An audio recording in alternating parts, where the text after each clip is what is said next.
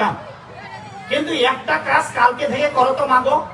বাবা একটা কাজ করুন তো, এই যে বাবা যুবকেরা যারা দাঁড়িয়ে দাঁড়িয়ে আছেন, একটা কাজ করুন, আপনাদের ধর্ম কর্ম কিচ্ছু করার লাগবে না। সেটি হচ্ছে ওই প্রাইমারি 4 নম্বরটা পাস করুন। কোনটা? ঘুম থেকে জেগে উঠুন সূর্য উদয়ের আগে। সূর্য উদয়ের আগে যদি আপনারা ঘুম থেকে উঠেন, তাহলে দেখুন কি লাভ হবে আপনাদের। তাও যদি আবার এই দামোদর মাস, ও আজকে তো সেটাই হয়ে গেল। আর এই দামোদর মাসের আরো মহিমা আছে। প্রভু তো অনেক লীলার কথা বললেন, আর আমি লীলার লোকটাও নই, আমি তো কাঠঠোকরা মানুষ। আপনাদের একেবারে ধাক্কা দিতে দিতে আমাদের জীবনের ব্রত হচ্ছে এই জগতের একটা মানুষকে আমরা নরকে যেতে দিতে চাই না। আর আপনারা বায়না ধরেছেন, না বাবা আমার দাদুর গলেও মালা ছিল না, বাপের গলেও নাই, শ্বশুরের গলেও নাই, ভাসুরের গলেও নাই, আমরা কৃষ্ণ নাম কেউ কই নাই, সবাই যদি আমরা নরকে যাই বাবা তা আমরাও যাবো। আহা কি আনন্দ, কি আনন্দ, সবাই নরকের আগুনেই পুড়ে মরবো। এটাকে প্রভুপাদ বলেছেন, এটাকে বলে নরক গুলজার। কারণ আপনাদের নরকেই ভালো লাগে। যদি আপনারা নরকে যাওয়ার জন্য, দেখি কারা কারা নরকে যেতে চাও মা? হ্যাঁ বাবা, কারা কারা নরকে যেতে চান দয়া করে হাত তুলুন তো। হ্যাঁ নরকে যাবে, সেই জন্য হাত তুলছো বাবা। এখনই সাপ চেটেছে নরকে যাওয়া। হ্যাঁ, তাই আমি আমার গুরু ভাইদের একটা সামান্য নরকের শাস্তি দেওয়ার ব্যবস্থা করে দেই। বলি যে একটা মেসের কাটিয়ে নিয়ে আসা হোক, আর এই বাবুটাকে আগুন ধরে দেওয়া হোক, তাইলে নরকে যাওয়া সব মিটে যাবে। আপনারা কেউ নরকে যেতে চান না। এই বাংলায় হাজার হাজার প্রোগ্রাম করেছি, বললাম এই বাংলার কোন থানা বাকি নেই যেখানে আমি যাই নাই। এরকম হাজার হাজার লোকের সামনে দাঁড়িয়ে বলেছি, দরকার হাত তুলুন কারা কারা নরকে যেতে চান। কেউ হাত তুলে না বাবা। আর আপনারা তার প্রমাণ করলেন, আপনারাও কেউ নরকে যেতে চান না। আর আমাদেরও জীবনের কথা, আমরা আপনাদের নরকে যেতে দিতে চাই না। এখন কি করলে আমরা আপনাদের নরকে যাওয়ার রাস্তাটা বন্ধ করে দিতে পারি? তার 1 নম্বর কাজ করুন, সাধু হওয়া লাগবে না। সেটা কি? ওই যে 4 নম্বর ক্লাস 1-এ 4 নম্বর পড়াশোনাটা। 1 নম্বর প্রসাব করে জল, 2 নম্বর কি পায়খানা করে স্নান, 3 নম্বর, এটা 3 নম্বর, 3 নম্বর সূর্য উদয়ের আগে স্নান এবং দাঁত ঘষুন। এই 2টা কাজ করুন তো, জীবনে কোনোদিন সাধু হওয়া লাগবে না। এই 2টা কাজ করলে কি হবে দেখুন। আগামীকাল বা পরশু দিন থেকে সূর্য উদয়ের আগে যদি ভোরবেলায় উঠেন বাবা, সব মনোযোগ সহকারে শুনুন। তারপর এইগুলা যদি কেউ মনে করেন যেগুলা তৈরি করা, এখানে দাঁড়িয়ে বা বসে যতক্ষণ কথা বলবো একটা শব্দ বাই করবো না অশাস্ত্রীয়। আমি চ্যালেঞ্জ করছি আপনাদের, একটা কথা বাই করবো না অশাস্ত্রীয়। যা বলবো সব শাস্ত্র থেকে বলবো। তো যে কথা বলতেছি, ঘুম থেকে জেগে উঠলেন, কি কি লাভ হবে বাবা? 1 ঘন্টা 36 মিনিট আগে, এত সময় স্নান করতে আর দাঁত ঘষতে লাগবে না। অন্তত স্নান এবং দাঁত ঘষার জন্য সূর্য উদয়ের আগে আধা ঘন্টা 15 মিনিটে যদি আপনি কাজ ছেড়ে দিতে পারেন, 2টো কাজ। কি কি? কিরে মা, কি কি কাজ? দাঁত ঘষা আর বাবা স্নান। তাইলে কি লাভ হবে দেখুন। যদি আপনি দাঁত ঘষেন, স্নান করেন, তাইলে আমাদের বৈদিক শাস্ত্রে, পুরাণ শাস্ত্রে বলা হয়েছে তীর্থযাত্রায় আপনাকে যেতে হবে না। আপনাকে পাসপোর্ট ভিসা করে ভারতবর্ষে পবিত্র গঙ্গোত্রী ধারায় গঙ্গা স্নানে যেতে হবে না। ব্রহ্ম মুহূর্তে সারা পৃথিবীর ঘরে ঘরে গঙ্গা মাতার আবির্ভাব হয়। জয় গঙ্গা মাতা কি। তাই ভোরবেলায় যদি বাবা মাগো আপনারা শুধু ভোরবেলায় জেগে উঠে স্নান করেন, আপনি কুয়াতেই স্নান করেন, পুকুরে নদীতেই স্নান করেন, আর ঝর্ণার জলে গরম জলে স্নান করেন, সময় 1 ঘন্টা 36 মিনিট। কালকে আগামীকাল 5টা সূর্যোদয় হবে। 3টা 24 মিনিটের পর থেকে 5টা পর্যন্ত মা গঙ্গা আপনার ঘরে ঘরে থাকবে। পনাতীর্থের কোন সময় হয় প্রভু? পনাতীর্থে যেই তীর্থের সময় অদ্বৈতাচার্য তার মাকে সমস্ত ভারতের তীর্থভূমিতে স্নান করার জন্য ভারতবর্ষের তাবৎ তীর্থকে আহ্বান করেছিলেন বিশেষ একটা তিথিতে। কার মনে আছে গুরু ভাই তিথিটা? হ্যাঁ, কি তিথিটার নাম? কৃষ্ণা, হ্যাঁ, কৃষ্ণা ত্রয়োদশী তিথি, মধু কৃষ্ণা ত্রয়োদশী তিথিতে আপনারা যাবেন সুনামগঞ্জের পনাতীর্থে। তেমনি করে প্রতিদিন 1 ঘন্টা 36 মিনিট এই মুহূর্তটা গঙ্গা মাতা ঘরে ঘরে। এইবার ভারতবর্ষে গিয়ে গঙ্গা স্নান করার লাগলো না বাবা। আপনি যদি ভোরবেলায় সূর্য উদয়ের উঠে আগেই দাঁত আর স্নান করেন, দাঁত ঘষেন, স্নান করেন, গঙ্গা মাতা জীবনের সঞ্চিত সমস্ত পাপ থেকে আপনাকে ভোরবেলায় পবিত্র করে দেবেন। হরি বল। আচ্ছা, আর কোনো দরকার আছে? আপনি তো সমস্ত পাপ থেকে ওখানেই মুক্ত হয়ে গেলেন। এইটা 1 নম্বর উপকার। 2 নম্বর উপকার হবে, জলের অধিপতি কে বাবা? বরুণ দেব। বরুণ দেব আপনাকে অজস্র আশীর্বাদ করবেন যাতে করে কৃষ্ণ ভক্তি লাভ হয়। গঙ্গা মাতা আশীর্বাদ করবেন কৃষ্ণমতি হোক। 2 নম্বর।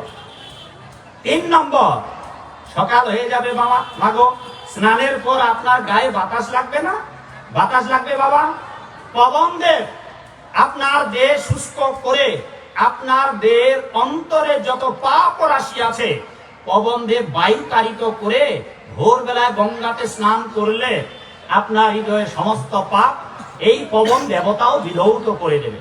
4 নম্বর, সূর্য উদয় হবে মাগো। এইবার সূর্য, পৃথিবীতে এমন কোনো বৈদ্য নেই, মানে এমন কোনো চিকিৎসা নেই, এমন কোনো রোগের চিকিৎসা নেই যা সূর্য চিকিৎসা করতে পারে না।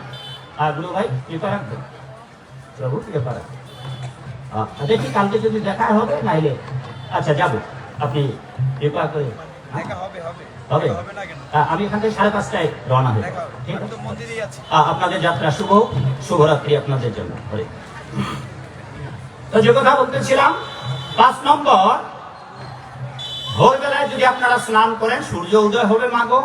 সূর্য উদিত হলে সূর্যের তাপে আপনার দেহের পাপ, আপনার দেহের রোগ জীবাণু বিনাশ করবে। 6 নম্বর, এই মর্তলোকে আপনারা দেবদেবীর পূজা করেন। আপনাদের এই গ্রামের নাম পাহাড়পুর।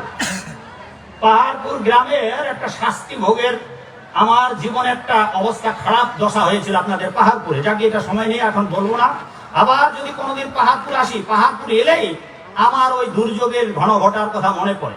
আপনাদের এই পাহাড়পুরে এসেছিলাম, সেই বিপদের কথা আজ আর বলবো না। কোনোদিন যদি আবার আসি, সেই দিন এই বিপদের কথা মনে পড়বে, কারণ পাহাড়পুর নাম আমি আমার জীবনে স্মরণে রেখেছি। তো চলুন আমরা ভোরবেলা আপনাদের এলাকায় দুর্গা, কালী, মনসা আর দেবদেবীর পূজা, 12 মাসে 13 পার্বণ। কি গো মা, দুর্গা পূজা হয় আপনাদের এলাকায়? হয়, হয় পাহাড়পুরে দুর্গা পূজা। সামনে সরস্বতী পূজা আসছে, লক্ষ্মী পূজা কি হয়ে গেল? কালী পূজা হয়ে গেল। বলছে এই ভোরবেলায় আপনারা যদি স্নান করে জেগে ওঠেন, প্রতিদিন ভোরবেলা 1 ঘন্টা 36 মিনিটের মধ্যে মর্তলোকে যে পূজিত দেবদেবীরা, এরা আপনাদের ঘরে ঘরে সবাই যাবে। ঘরে ঘরে গিয়ে যখন দেখবে যে আপনারা ভোরবেলায় পবিত্র হয়ে স্নান করেছেন, স্নান করে পবিত্র হয়েছেন, দাঁত ঘষেছেন, এই দেবতারা আপনাদের কৃষ্ণে মতি হোক বলে আশীর্বাদ প্রদান করবেন। 6 নম্বর, এখানেই শেষ নয়। এই যে বাবা মাগো, আপনারা যারা আজও কৃষ্ণ ভক্ত হতে পারলেন না, যারা আজও কৃষ্ণ ভক্ত হয়ে যারা মারা গেছে আপনাদের বংশের, আপনার বাবা, আপনার ঠাকুর দাদা, তার বাপের বাপ, তার বাপের বাপ, তার মায়ের মা, নিজেদের বংশের যারা মারা গেছে মা, যদি ওই বংশে কৃষ্ণ ভক্ত না হয় তবে বৈকুণ্ঠে যেতে পারবে না। পাপ পুণ্যের দ্বারা স্বর্গ এবং নরক ভোগের পর আপনার বংশের লোকেরা এই পাহাড়পুরে আসবে। আপনার বংশের লোকেরা পাহাড়পুরে আসবে 5টি বস্তু নিয়ে। কি কি শুনুন: মন, বুদ্ধি, অহংকার, জীবাত্মা, পরমাত্মা। এইটা ভগবত গীতার 1ম থেকে 6ষ্ঠ অধ্যায়ের মধ্যেই আছে। এই 5টা উপাদান নিয়ে, একটা দেহ নিয়ে, ধরুন যে সেন্টু ঝন্টু বাবু পাহাড়পুরে মারা গেছে, আপনার বাবা মারা গেছে, পূর্ব বংশের লোকেরা যারা নরকে গিয়ে শাস্তি, স্বর্গে গিয়ে সুখ, আবার এই পৃথিবীতে তাদের আসতে হবে। কিন্তু ভগবানের ভক্তরাই কেবল এই পৃথিবীতে আসবে না। আপনি দেবদেবীর পূজা করেন, মা দুর্গার পূজা করেন, যা দেবী সর্বভূতেষু অথবা সর্বমঙ্গল মঙ্গলে শিবে সবার্থ সাধিকে, অথবা ওম নমঃ শিবায়, ওম নমঃ শিবায়, আপনি যাই বলুন, আপনি স্বর্গরাজ্যে যাবেন। কিন্তু আপনার আয়ু যখন শেষ হয়ে যাবে তখন আপনাকে মরতে হবে, আর আপনি মরবার পর আবার এই পৃথিবীতে আসবেন। দুর্ভাগ্য, এই পৃথিবীতে এসে আর মানুষ হয়ে জন্মাতে পারবেন না। এবার মানুষ হয়ে যখন জন্মাবেন না, ওই মাগো, ওই মা, কই যাও মা, চলে যাচ্ছেন? কিরে মা, অনেক দূর যাবে মাগো? ওই মা, পালাচ্ছ কেন মাগো? মা, যদি না গিয়েও হয় তো আসুন না মা। এই মা, দাঁড়াও মা, দাঁড়াও, অভিশাপ দেবো না এলে। ক্ষমা করবেন। এখন বাজে 8:45। আমাদের এলাকায় আমি 11টায় উঠি, কারণ আমি যেহেতু প্রধান বক্তা হয়ে যাই আজ থেকে 20 বছর আগে থেকেই। গুরু ভাইরা যেহেতু ছোট ছোট আমার ভাই, ওরা আমাকে পরে বক্তৃতা দিয়ে দেয়। আপনাদের এখানে তো 8:15টার মধ্যে আমি স্টেজে উঠলাম, আর আমাদের উত্তর বাংলায় উঠবো রাত 11টায়, নামবো 1টায়, 12:30টায়। তখন ধরে কেউ পালাবে না। আর আপনারা 9:45 বাজে মাঠ ফাঁকা হওয়া শুরু করছে। তবে কি করে আপনারা ধর্মের ব্যাপারে জানবেন? তাও আবার প্রাইমারি যদি পাস না করেন, হাই স্কুলে কি করে যাবেন? আর কলেজ বিশ্ববিদ্যালয় আর পড়া হবে না। ওই যে মা চলে গেল, অভিশাপ দিতে চাইলাম তাও ভয় পেল না। এইবার আপনারা যারা ভয় পান সাধুদের অভিশাপে, তাদের বলে রাখি, দয়া করে পালাবেন না মাগো। আচ্ছা বলুন তো গুরু ভাই, কয়টা পর্যন্ত বলুন? আপনারাই নির্বাচন করুন কয়টা পর্যন্ত থাকতে পারবেন। আমি কয়টা পর্যন্ত বলবো, আপনাদের জ্বালাতন করবো না।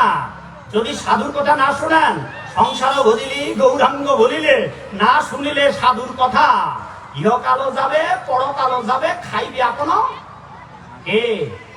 এই যে বাবা, মুন্ড মুন্ড মাথা, তো আপনার মাথা আপনি খাবেন, সাধুদের কথা শোনার দরকার নাই। কারণ আপনারা বলুন তো, আমি কয়টা পর্যন্ত আপনাদের বলবো?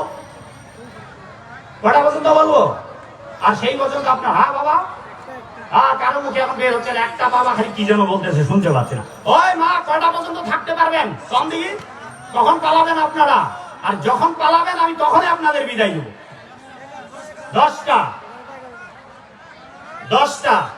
এই মাগো বাবা, এই বাবা, যুবকেরা, তোমরা আমার পুত্রের মতো, দয়া করে বাবা, পিতা হয়ে তোমাদের এই আদেশ, কেউ পালাবে না। আর 10টা বাজতেও বেশি সময় নেই। আমি আগেই বলেছি উত্তর বাংলা আমি 11টায় স্টেজে উঠি। আর তোমরা 10টায় যদি আমরা শেষ করি, 11টার মধ্যে বাড়িতে গিয়ে তেল দিয়ে ঘুম। ঠিক আছে, পালাবেন না। আচ্ছা দেখা যাক, কেউ কেউ বলছে 11টা, কেউ প্রতিবাদ করছে 11টা, কেউ বলছে 10টা। আমি 10টা পর্যন্ত ঠেলার চেষ্টা করি। আর আমাকে যদি দায়িত্ব দেন, তাহলে এখানে বসে কালকে সূর্য উদয় হবে। আমার মতো করে আপনারা, আমরা যে আগ্রহ ভরে বলতে চাই, মাগো সখীরে, কারে বলবো কৃষ্ণ কথা, শোনার মানুষ নাই। তা যাকে, এই যে শুনলেন তো, কালকে 5:30টায় এখান থেকে আমাকে মোটরসাইকেলে যেতে হবে ঢাকা এয়ারপোর্টে, 2টায় ফ্লাইট। তা সেই জন্য এত রাত ধরে জেগে থেকেও আমরা বলতে চাই, তবু আমি 10টা পর্যন্ত আপনাদের নিয়ে যেতে চাই। দয়া করে ঘুমাবেন না, আর কেউ পালাবেন না 10টার আগে আমার কথা না শুনে। যদি পালান বাবা, ওই মা, মায়েদের পালানোর স্বভাব আছে, একটা অভিশাপ দিয়ে রাখি। আর এই অভিশাপটা আপনার বাড়ির বালিশ পর্যন্ত চলে যাবে। এই অভিশাপ দিচ্ছি, যদি আমার এই 10টা পর্যন্ত আপনার আলোচনা না শুনে কেউ যান, বাড়িতে গিয়ে ঘুমাতে পারবেন না সারা রাত। আর এখানকার কথা মনে পড়বে, ভালো হবে। তাই মাগো বাবাকে কষ্ট করে 10টা পর্যন্ত থাকুন। ঠিক আছে, চলুন আমরা আলোচনায়। এবার আপনার বংশের লোকেরা, যাদেরকে আপনারা উদ্ধার করতে পারেন নাই, বিশেষ বিশেষ প্রতিপদে, এ বাবা সাউন্ড কি বিকট শোনাচ্ছে নাকি বাইরে? আর একটু কমায় দাও তো বাবা। যাদের, আরো কমাও, যাদের বাবা মাকে উদ্ধার করতে পারেননি, নিজেরা কৃষ্ণ ভক্ত হয়ে যারা মারা গেছে, তাদেরকে যারা উদ্ধার করতে পারেননি, তারা আপনার বাড়িতে প্রতিপদে, অমাবস্যায়, বিশেষ বিশেষ তিথিতে আপনার শ্বশুর, আপনার ভাসুর, আপনার বিয়াই, আপনার বাপ মা 14 গোষ্ঠী, ওই 1 ঘন্টা 36 মিনিট আগে, সূর্য উদয়ের আগে আপনার বাড়িতে বাড়িতে আসবে মাগো বাবা, আপনাদের বাবা মা যারা বৈকুণ্ঠে যেতে পারে নাই ভগবত আলোয়, আপনার বাড়িতে ভোরবেলা তারাও আসবেন। আর যেহেতু আপনারা শাস্ত্র গ্রন্থ পড়েন না, তাই আপনারা জানেন না যে আপনার বাড়িতে আপনার পূর্বপুরুষেরা কোন দিন আসবেন। ভোরবেলা আসবে মাগো, থাকবেন গধূলি লগ্ন পর্যন্ত। দেখবেন যে আপনারা ভগবানের উদ্দেশ্যে কিছু করছেন কিনা, ভোরবেলায় জেগে উঠতেছেন কিনা। আর তারা আপনাদের দরজায় এসে ঘরের সাইজের উপরে বসে থাকবে অথবা বারান্দায়, তারা প্রার্থনা করবে যে আমাদের বংশের কেউ কৃষ্ণ ভক্ত হয়ে যাক। তারা উপর থেকে আশীর্বাদ করবে, বাড়ির দরজায় এসে আশীর্বাদ করবে। কিন্তু যদি আপনারা কেউ ভগবত কর্ম সম্পাদন না করেন, তবে সূর্য অস্ত যাবার আগেই আপনার বাড়ি থেকে তাদেরকে চলে যেতে হবে মাগো বাবা গো। আরো দুঃখজনক ঘটনা মা, আপনার বাড়িতে যখন কোনো সাধু সন্ত যাবে না, আপনার বাড়িতে যখন ভগবানকে প্রসাদ নিবেদন করা হবে না, তাদের উদ্দেশ্যে পিতৃপুরুষের উদ্দেশ্যে ভগবত প্রসাদ তর্পণ করা হবে না, পিণ্ড দেওয়া হবে না।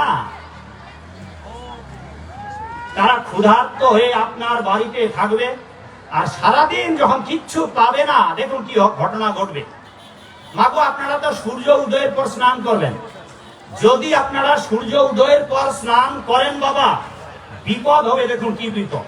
সূর্য উদয়ের পর যদি আপনারা স্নান করেন, আচ্ছা স্নানের পর কাপড়ের জলটা বাবা এটাকে কি বলে? স্নানের পর কাপড়ের জলটাকে হ্যাঁ কি বলো মামনি, কি বলো তোমাদের এইদিকে মা?